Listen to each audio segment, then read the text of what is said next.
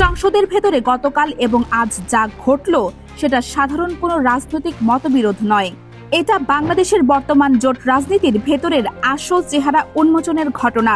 দেশের সবচেয়ে বড় ইসলামী আর্থিক প্রতিষ্ঠান নিয়ে সংসদে যখন জরুরি আলোচনার মুহূর্ত এলো, ঠিক তখনই বিরোধী বেঞ্চের একটি বড় অংশ রহস্যজনকভাবে অনুপস্থিত থাকলো। কিন্তু প্রশ্ন হচ্ছে, এই অনুপস্থিতি কি নিছক কাকতালীয়, নাকি এর পেছনে চলছে সম্পূর্ণ ভিন্ন একটি রাজনৈতিক হিসেব? আর এখান থেকেই শুরু হচ্ছে আসল আলোচনা। ঘটনাটা বুঝতে হলে একটু পেছনে যেতে হবে। ইসলামী ব্যাংক বাংলাদেশ, এটা শুধু একটা ব্যাংক নয়, প্রায় 3 কোটি গ্রাহকের আমানত এখানে জমা আছে। দেশের প্রবাসী রেমিটেন্সের একটি বিশাল অংশ এই প্রতিষ্ঠানের মাধ্যমে আসে। ব্যাংকটির শেয়ার মার্কেটে প্রভাব আছে, কৃষি ও ক্ষুদ্র ঋণ খাতে ভূমিকা আছে। সহজ কথায়, এই ব্যাংকের যে কোনো সংকট সরাসরি লাখ লাখ সাধারণ মানুষের জীবনকে আঘাত করে।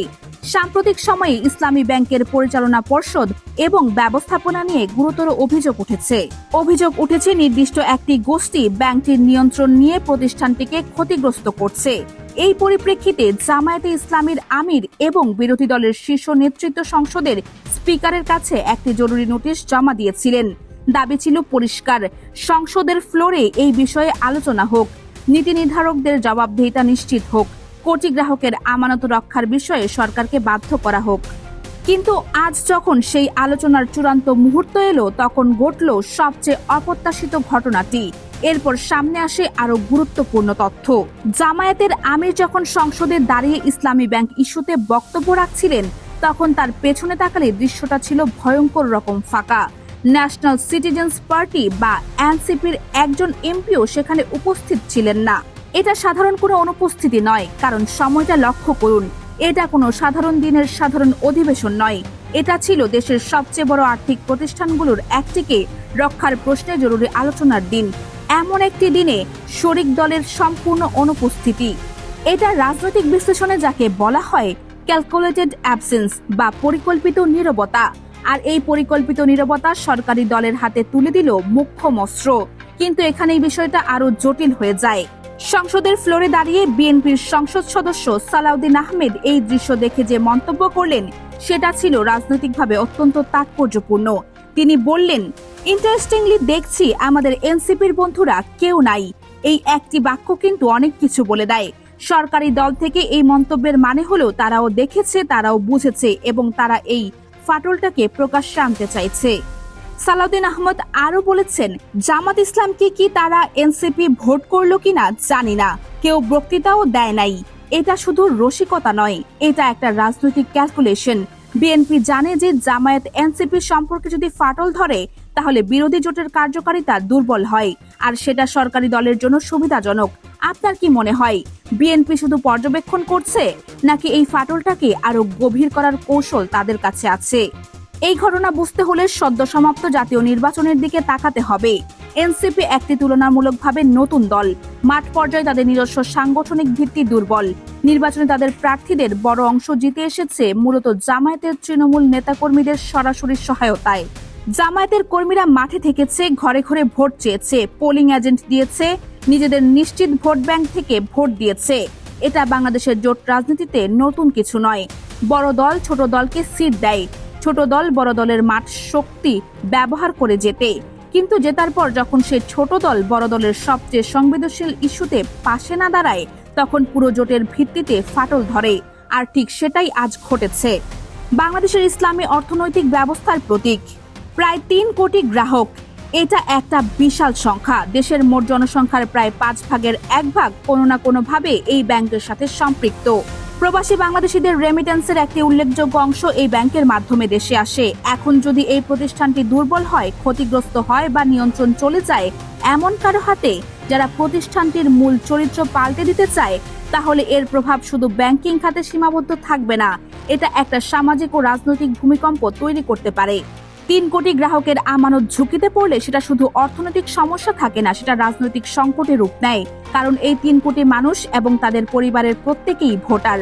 আর ঠিক এই কারণেই এই ইস্যুতে সংসদে আলোচনা হওয়াটা এত জরুরি ছিল। আর ঠিক এই কারণেই এনসিপির অনুপস্থিতি এত তাৎপর্যপূর্ণ।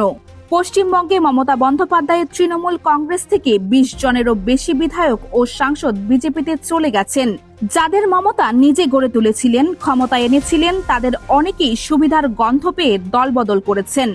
এটা প্রমাণ করে যে শুধু নির্বাচনী জোটের ভিত্তিতে রাজনৈতিক আনুগত্য ধরে রাখা যায় না। যে দলের নিজস্ব আদর্শিক ভিত্তি দুর্বল, যার মাঠ পর্যায়ে নিজস্ব জনভিত্তি নেই, সেই দল সুযোগ পেলেই পাশ বদলায়। জামায়াতের জন্য এটা একটা গুরুত্বপূর্ণ শিক্ষা। আজকে এই ঘটনা হয়তো ছোট মনে হচ্ছে, কিন্তু এটা আসলে একটা বড় ট্রেন্ডের শুরু হতে পারে। এখানে একটা বিষয় পরিষ্কারভাবে বুঝতে হবে, বিরোধী জোটের মধ্যে যে কোনো ফাটল সবসময় ক্ষমতাসীনদের সুবিধা দেয়।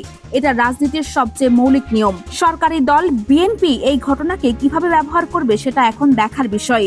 কিন্তু ইতিমধ্যেই সালাউদ্দিন আহমেদের মন্তব্য থেকে বোঝা যাচ্ছে তারা এই ফাটলকে প্রকাশ্যে আনতে রাজি। ভবিষ্যতে বিএনপি যদি এনসিপিকে আলাদাভাবে কাছে টানার চেষ্টা করে, তাহলে জামায়াতের জন্য পরিস্থিতি আরো জটিল হবে। কারণ তখন জামায়াত একই সাথে ক্ষমতাসীন দল এবং নিজের জোট শরিক দুই দিক থেকেই চাপে পড়বে। আর এটাই হচ্ছে বাংলাদেশের জোট রাজনীতির সবচেয়ে বিপজ্জনক দিক। যে দল মাঠে শক্তি দেয় সে ক্ষমতার ভাগ পায় কম, আর যে দল শুধু চেয়ারে বসে থাকে সে ক্ষমতার মিষ্টি ফল ভোগ করে। সংসদে আজ যে আলোচনা হওয়ার কথা ছিল সেটা বিরোধী পক্ষের দুর্বল উপস্থিতির কারণে প্রত্যাশিত প্রভাব ফেলতে পারেনি। এর মানে হলো ইসলামী ব্যাংক নিয়ে সরকারের উপর কার্যকর সংসদীয় চাপ তৈরি হয়নি। এখন কয়েকটা জিনিস ঘটতে পারে। 1. সরকার এই ইস্যুকে গুরুত্ব না দিয়ে এড়িয়ে যেতে পারে। সংসদে বিরোধী পক্ষের শক্তি কম দেখে তারা স্বাচ্ছন্দ্য বোধ করবে। 2. ইসলামী ব্যাংকের পরিচালনায় যে গোষ্ঠী নিয়ন্ত্রণ নিতে চাইছে তারা আরো আক্রমণাত্মক হতে পারে, কারণ তারাও দেখছে প্রতিরোধের শক্তি বিভক্ত। 3. জামায়াত যদি সংসদের বাইরে এই ইস্যু নিয়ে জনমত তৈরি করতে পারে, তাহলে পরিস্থিতি অন্যদিকে যেতে পারে। 3 কোটি গ্রাহকের স্বার্থ একটি শক্তিশালী রাজনৈতিক হাতিয়ার, যদি সেটা সঠিকভাবে ব্যবহার করা যায়। আজকের ঘটনা একটি বিচ্ছিন্ন ঘটনা নয়, এটা বাংলাদেশের জোট রাজনীতির একটা কাঠামোগত সমস্যাকে সামনে এনেছে। সেই সমস্যাটা হলো জোট গঠন হয় নির্বাচনের সুবিধার জন্য, আদর্শিক ঐক্যের জন্য নয়। যে দলগুলো জোটে থাকে তাদের অনেকের মধ্যে মৌলিক নীতিগত পার্থক্য আছে। তারা একসাথে থাকে শুধু ক্ষমতায় যাওয়ার জন্য বা ক্ষমতায় থাকার জন্য। কিন্তু যখন জাতীয় সংকটে পরস্পরের পাশে দাঁড়ানোর প্রয়োজন পড়ে, তখন সেই জোটের ভিত কতটা নড়বড়ে সেটা প্রকাশ পায়। আজ এনসিপির অনুপস্থিতি সেই নড়বড়ে ভিতকেই সবার সামনে তুলে ধরেছে। এখন পুরো বাংলাদেশের নজর কয়েকটি দিকে। ইসলামী ব্যাংকের ভবিষ্যৎ কি হবে? জামায়াত এনসিপির সাথে সম্পর্ক নিয়ে কি সিদ্ধান্ত নেবে? সরকারি দল এই ফাটলকে কতদূর ব্যবহার করবে? আর 3 কোটি গ্রাহক, তারা কি শেষ পর্যন্ত তাদের আমানত ফিরে পাবে? পরবর্তী কয়েকদিন এবং সপ্তাহে এই প্রশ্নগুলোর উত্তর আসতে শুরু করবে। কিন্তু একটি বিষয় আজই পরিষ্কার হয়ে গেছে, বাংলাদেশের বিরোধী জোট রাজনীতিতে বিশ্বাসের সংকট তৈরি হয়েছে। আর সেই সংকট যদি সমাধান না হয়, তাহলে এর প্রভাব শুধু জামায়াত বা এনসিপিতে সীমাবদ্ধ থাকবে না। পুরো বিরোধী রাজনীতির ভবিষ্যৎ এর উপর নির্ভর করছে। এই পুরো ঘটনাকে আপনি কিভাবে দেখছেন? এনসিপির এই আচরণ কি জামায়াতের জন্য একটা জাগরণের ঘণ্টা, নাকি এটা বাংলাদেশের জোট রাজনীতির চিরকালীন বাস্তবতা? আপনার বিশ্লেষণ কমেন্টে জানান। ভিডিওটি গুরুত্বপূর্ণ মনে হলে শেয়ার করুন। সবাই ভালো থাকুন। দেখা হবে আগামী পর্বে।